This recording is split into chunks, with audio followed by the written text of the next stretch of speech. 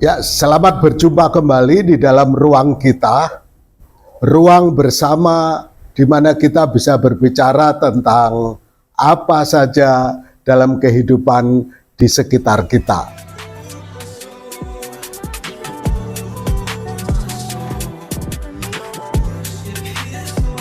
Pada edisi yang lalu kita telah belajar bersama bagaimana kita menemukan pasangan hidup, memilih dan menentukan pasangan hidup. Saya ibaratkan seperti kita membeli HP. Orang yang membeli HP biasanya yang dilakukan adalah dia mencari informasi sebanyak mungkin tentang HP tersebut. Berbagai macam pilihan yang ada, sehingga kita dari informasi itu kita bisa menentukan pilihan yang sesuai dengan kebutuhan kita, sesuai dengan budget kita, sesuai dengan kegunaan yang kita inginkan. Kita bukan membeli dulu baru mencari informasi, tetapi kita mencari informasi dulu sebanyak-banyaknya, baru setelah itu kita membeli. Demikian juga dengan kita menentukan pasangan hidup. Kita mencari tahu lebih dahulu sebanyak-banyaknya tentang dunia keluarga, tentang dunia yang digeluti, dihidupi oleh orang yang kita sedang gumulkan. Nah, dengan informasi yang cukup dan banyak, maka kita akan bisa memilih yang benar-benar kita yakini dalam pimpinan Tuhan siapa yang terbaik untuk kita. Juga kita belajar tentang sumber informasi, kemana kita harus bertanya. Nah, dua pribadi yang saya sarankan, dua sumber yang bisa menjadi referensi penting bagi kita, yaitu yang pertama adalah orang tua kita. Karena orang tua kita yang paling tahu sejak kecil pertumbuhan kepribadian kita, karakter kita, temperamen kita, kebiasaan-kebiasaan kita, dan sebagainya. Orang tua kita bertanggung jawab untuk kebaikan kita. Karena itu orang tua kita pasti memberikan yang terbaik. Apa yang diketahui supaya kita juga bisa menentukan pilihan yang terbaik. Ya. Yang kedua juga yang tidak kalah penting, yaitu pemimpin rohani kita. Karena pemimpin rohani kita, mereka adalah orang-orang yang juga berdoa untuk kebaikan kita. Sehingga nasihatnya, wawasannya, pertimbangannya menjadi pertimbangan-pertimbangan rohani yang matang, yang dewasa, dan juga untuk kebaikan kita. Ya, nah kali ini saya ingin mengajak kita bersama-sama memikirkan satu hal lagi, langkah selanjutnya, yaitu setelah kita melewati hari pernikahan.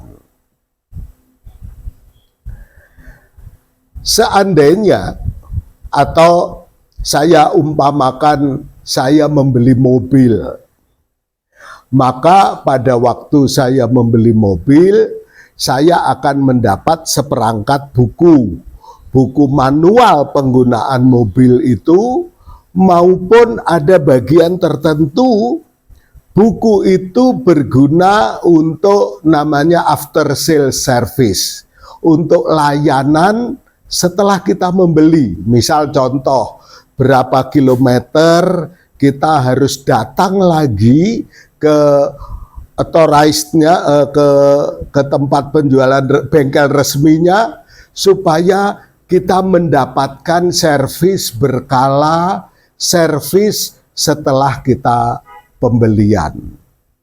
Itu penting Apalagi bagi kita yang mungkin baru pertama kali memiliki mobil.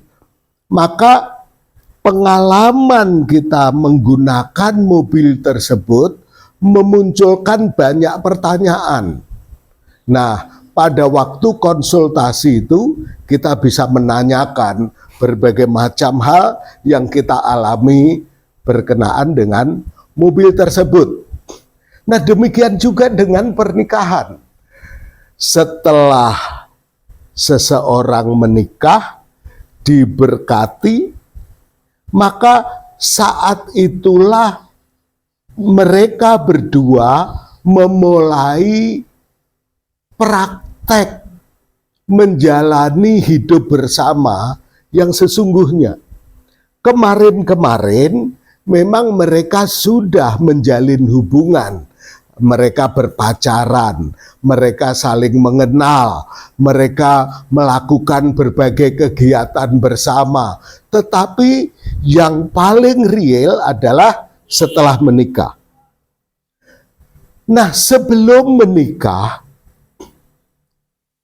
mereka menjalani konseling pranikah, mereka diberitahu beberapa hal tentang pernikahan, diberitahu tentang komunikasi, diberitahu tentang bagaimana mengembangkan kasih dan kemesraan, bagaimana menangani konflik, bagaimana mengelola uang bersama, dan sebagainya. Tetapi itu semua belum praktek secara sungguh-sungguh. Mereka baru apa? Baru teori, baru pengetahuan. Tetapi setelah diberkati, mereka praktek. Seringkali yang terjadi, pada waktu mereka konseling pranikah, sebetulnya mereka sudah disibukkan dengan berbagai persiapan. Ya, persiapan mengurus catering, mengurus tempat untuk nanti pesta, mengurus tempat mereka dirias di mana, terus priwetnya di mana, dan biayanya dan sebagainya. Sehingga pada waktu konseling pranikah bisa saja konsentrasi mereka agak terganggu. Tetapi ada satu hal yang terpenting, yaitu apa? Mereka diberitahu sesuatu hal yang mereka belum mengalami. Nah, itu merupakan satu masalah tersendiri. Coba bayangkan, misal contoh, saya tidak pernah masak. Saya tidak tahu tentang memasak. Kemudian saya diajarin oleh teman, bagaimana caranya masak sayur lodeh? Terus bagaimana caranya masak capcay? Oh, gampang, begini. Maka orang yang belum pernah masak, mereka akan sulit membayangkan ketika dia mendengar teman menceritakan bagaimana caranya masak. Ada api besar, api dikecilin, ini dimasukkan dulu, jangan yang ini tapi yang ini dulu, dan sebagainya. Itu sesuatu yang membingungkan. Tetapi bagi orang yang sudah pernah masak, begitu dikasih tahu apa bedanya buat sayur lodeh dan buat sayur capcay, orang yang biasa masak begitu dikasih tahu sebentar, oh dia bisa langsung kebayang. Karena apa? Karena dia pernah mengalami, dia pernah melakukan masak. Demikian juga dalam dunia keluarga. Pada waktu sebelum diberkati, dia belum pernah mengalami dunia pernikahan. Maka ketika diberi konseling pranikah, bisa jadi, oh ngerti, tetapi belum tentu dia menghayati. Karena apa? Karena belum pernah. Misal contoh, nanti ya kalau konflik, boleh beda pendapat, tapi volumenya jangan terus kemudian tinggi, saling keras-keras suara. Jangan ya, nanti kalau konflik harus tetap lembut, supaya saling bisa menguasai diri.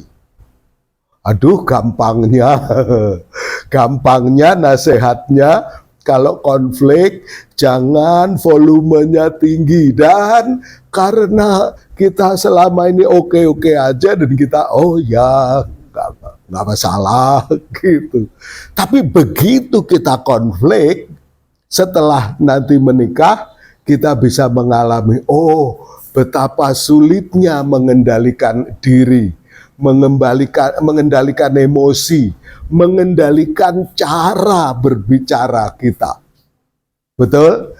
Jadi dengan demikian, maka sama seperti tadi beli mobil, perlu ada after sales service, layanan purna jual. Setelah kita deal, jadi milik kita, tetap disediakan beberapa waktu perjumpaan untuk konsultasi, untuk diskusi tentang berbagai pengalaman baru di dalam memakai mobil.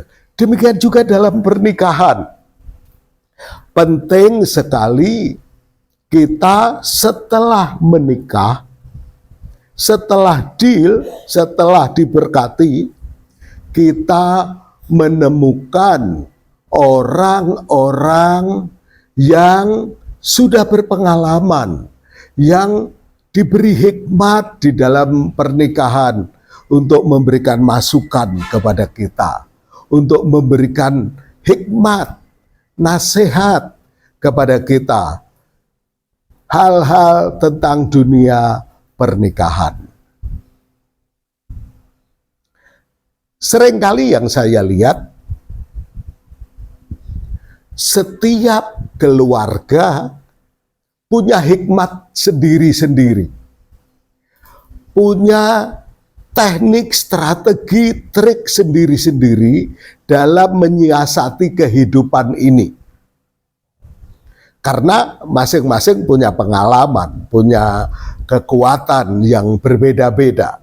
Nah, kalau kita belajar demikian, maka kita akan sangat diperkaya di dalam keluarga kita, bagaimana kita bisa mengelola keluarga yang baik.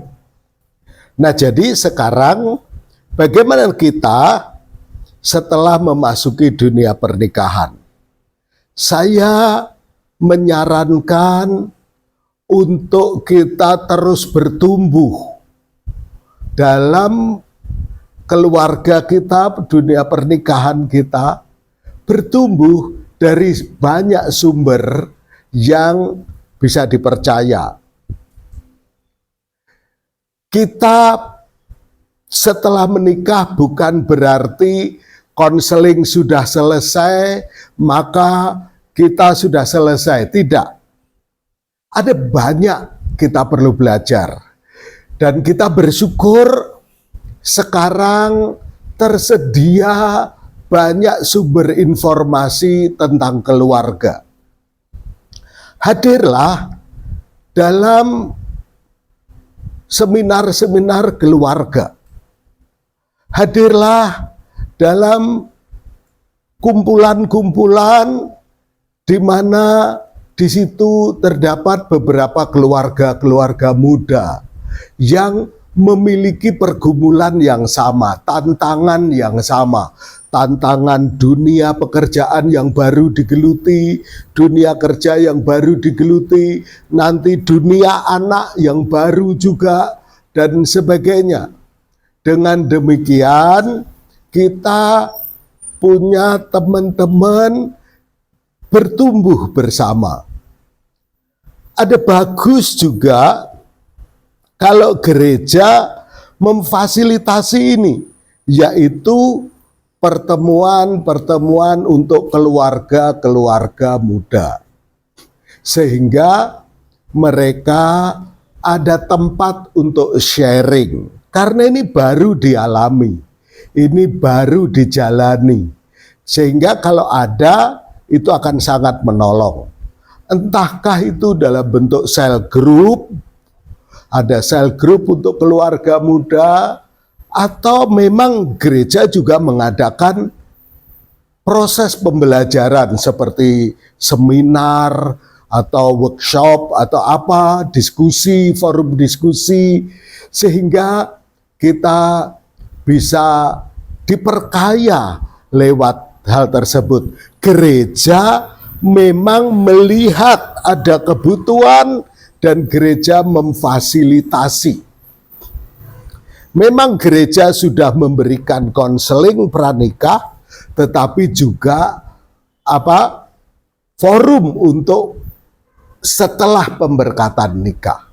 Ya, kalau ini dilakukan dengan berkala dan terencana, saya yakin ini akan sangat memberkati terutama keluarga muda. Ya. Nah, kalau gereja memiliki sumber daya yang cukup, bisa mengadakan sendiri, tetapi kalau tidak, bisa bekerja sama, mengundang pembicara yang cocok, yang kompeten, sehingga menjadi lebih bagus kualitas pertemuan tersebut. Bahkan ada yang secara berkala mengadakan retreat khusus pasangan-pasangan muda. Dalam retreat tersebut ada guru sekolah minggu yang disediakan supaya anak-anak juga bisa tertangani karena rata-rata keluarganya masih keluarga muda dan orang tuanya bisa fokus di dalam diskusi tersebut. Ada banyak isu, ada banyak topik yang bisa dibahas di dalam forum-forum tersebut. Salah satu hal yang penting untuk dibahas selain tentang komunikasi, tentang konflik, tentang hubungan dengan mertua dan sebagainya, tentang kesehatan dan sebagainya. Tapi ada satu yang juga penting, yaitu tentang keuangan. Bagaimana para keluarga muda ini menemukan forumnya, menemukan teman diskusi bersama yang hampir mirip pergumulannya, menghadapi tantangan yang real bagi mereka, yaitu tentang keuangan. Karena ini begitu nyata dihadapi oleh keluarga muda. Dan kita bersyukur sekarang sudah ada banyak pembicara, banyak hamba Tuhan yang dipakai juga mendalami keuangan keluarga. Bagaimana keluarga muda menghadapi berbagai macam tantangan. Misal contoh, biasanya keluarga muda dihadapkan kepada tantangan apa? Kredit untuk tempat tinggal, kredit untuk kendaraan untuk bekerja, pembiayaan untuk pertumbuhan anak dan persiapan sekolah, dan keuangan itu semua harus dilakukan di masa-masa awal mereka meniti karir. Jadi itu merupakan pergumulan yang tersendiri bagi para keluarga muda. Ada beberapa keluarga yang karena tidak memiliki pengetahuan dan keterampilan yang cukup mengenai keuangan, kemudian mereka terjebak masalah yang berlarut-larut di dalam keuangan, yaitu karena masalah kredit. Ya. Nah, jadi para keluarga muda, temukan tempat untuk konsultasi dan mendapatkan informasi, pelajaran yang cukup juga mengenai keuangan. Para gembala, ini menjadi kesempatan bagi kita untuk memperlengkapi jemaat kita untuk hal-hal yang demikian. Ya, saya yakin sudah waktunya gereja melangkah lebih nyata di dalam memperlengkapi keluarga-keluarga muda sehingga mereka nanti tidak disibukkan hanya dengan keuangan saja. Mereka keuangan baik, pekerjaan baik, keluarga baik, sehingga di masa muda mereka tetap bisa melayani Tuhan dengan maksimal. Oke, jadi sama seperti beli mobil, ada namanya after sale service. Dalam keluarga juga diperlukan itu, yaitu pembekalan, pelajaran-pelajaran, pelatihan-pelatihan untuk keluarga-keluarga muda sehingga mereka terus bertumbuh menjadi keluarga yang sehat, keluarga yang kuat, dan keluarga yang melayani Tuhan.